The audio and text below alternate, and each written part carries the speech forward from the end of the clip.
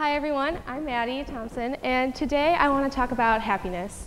Now, you may be wondering, why am I talking about happiness? That's a pretty easy thing to understand. But is it?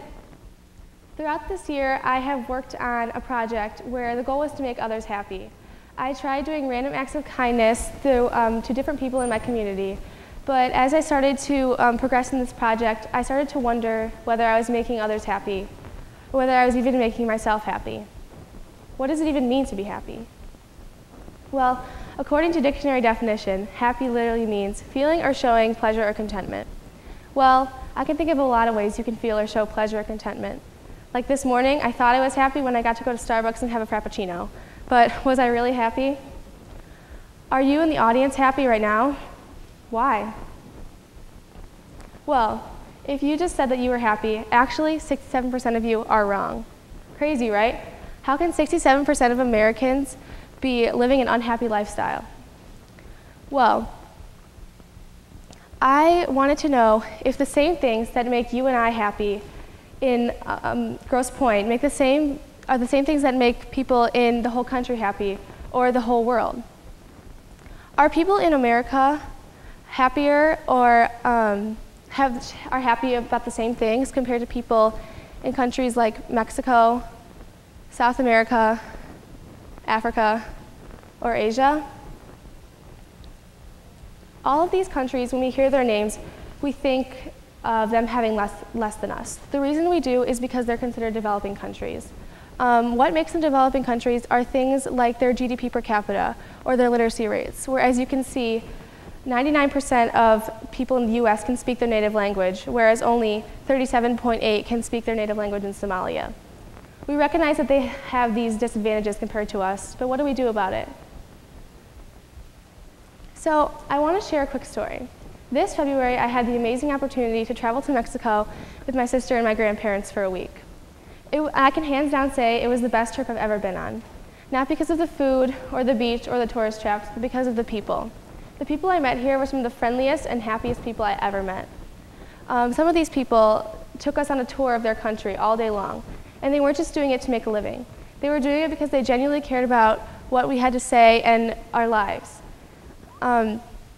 Throughout my time here in Mexico, I met many people, and I could tell that they were living different lives than us. I could tell that they didn't have like an iPhone. They didn't get to drive themselves to school. They didn't get to wear nice clothes like I did.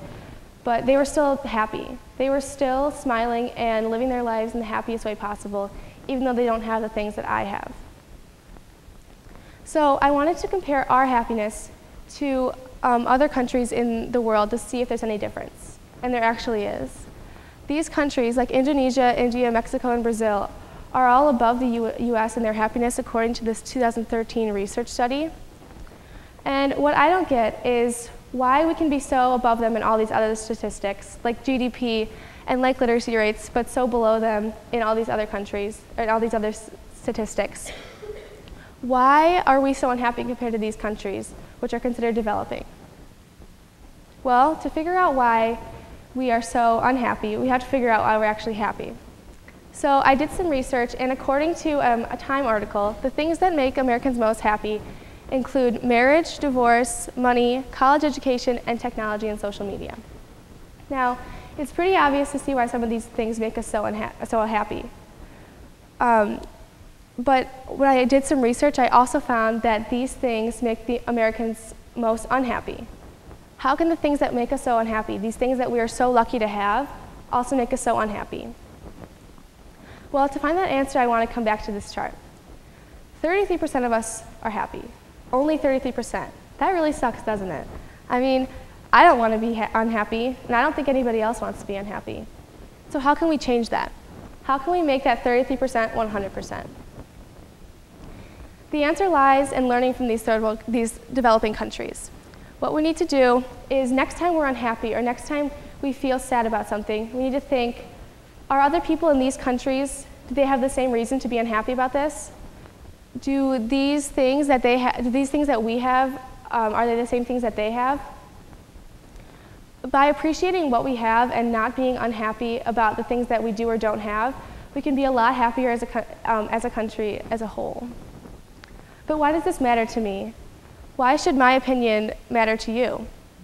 Well, throughout the past couple decades, our country has definitely advanced and progressed in technology, where it has gotten to the point that my generation, teenagers, is dependent on technology to live. And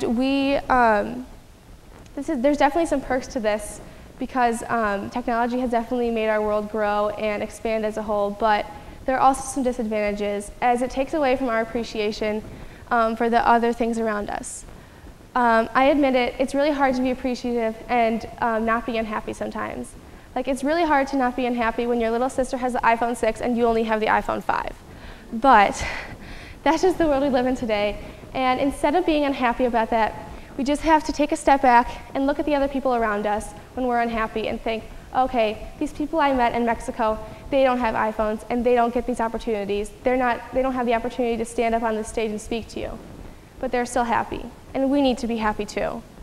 We just need to enjoy what we already have and let that channel our happiness. So I just wanted to end on a quote. It's not how much we have, but how much we enjoy that makes happiness. This is really just what I wanted to say to sum it all up, because if we really just be happy and stop complaining and stop being unhappy, we can accomplish so much more greater things in the world, and we can just be happier. And so I encourage you to, next time you feel unhappy about something, think about these other countries and smile, because there's no reason to be unhappy.